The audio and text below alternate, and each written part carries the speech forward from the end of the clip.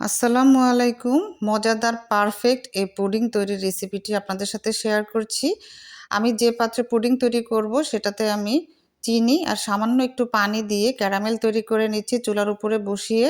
ক্যারামেলটা আমি মোটামুটি দেখতে পাচ্ছেন কালার হওয়ার পরে সেট করে নিলাম, ওটা একটা পাশে রেখে দিয়েছি। আর চুলায় কিন্তু একটা হাঁড়ি বসিয়ে দিয়েছি, সেখানে আমি অল্প একটু পানি আর একটি স্ট্যান্ড দিয়ে ঢেকে রেখেছি 10 মিনিটের জন্য। আর এখানে 4টা রুম টেম্পারেচারে থাকা ডিম নিয়েছি, তার সাথে দিয়ে দিলাম চিনি স্বাদ অনুযায়ী, যে যেমন মিষ্টি খেতে পছন্দ করেন, আর সামান্য একটু লবণ দিয়ে নিলাম। এবার খুব ভালো করে এগুলোকে ফেটিয়ে নেব। দিয়ে দিলাম একটুখানি ভ্যানিলা এসেন্স, খুব ভালো করে মিশিয়ে নিয়েছি। আর এখানে আছে আধা কেজি গরুর দুধ। এখানে আমি কর্নফ্লাওয়ার দিয়ে দিচ্ছি 3 চা চামচের মতো, ভালো করে মিশিয়ে নিয়েছি। তারপর সেই ডিম আর চিনির মিশ্রণটা এখানে ঢেলে দিচ্ছি। তারপর আবারও 2-1 মিনিটের মতো আমি নেড়ে চেড়ে নেব।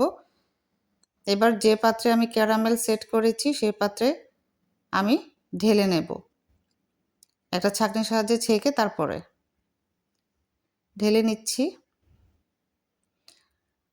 হয়ে গেছে, এবার চুলার উপরে বসিয়ে দিচ্ছি। আর আমি স্ট্যান্ডটা দিয়েছিলাম, বাট আমি সেটা তুলে নিয়েছি। এরপরে সরাসরি পাত্রটি বসিয়ে ঢাকনা দিয়ে আমি আবার ভারী একটি পোতা দিয়ে তারপরে এটাকে ঢেকে দিয়েছি। 40 মিনিট পরে ফিরে এলাম।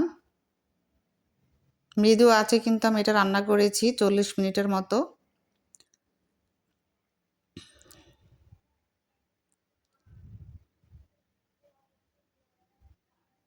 দেখতেই পাচ্ছেন পুডিংটা কিন্তু একদম হয়ে গেছে, খুব সুন্দর জমাট বেঁধেছে। এবার আমি এটাকে তুলে নিব, ঠান্ডা হওয়ার জন্য অপেক্ষা করছি।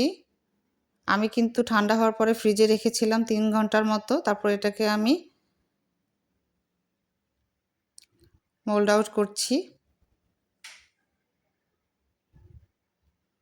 মাশাআল্লাহ, খুব সুন্দর পুডিং হয়েছে, দেখতেই পাচ্ছেন।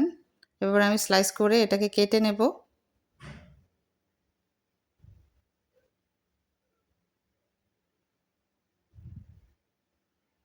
তৈরি হয়ে গেল দারুণ স্বাদের পুডিং।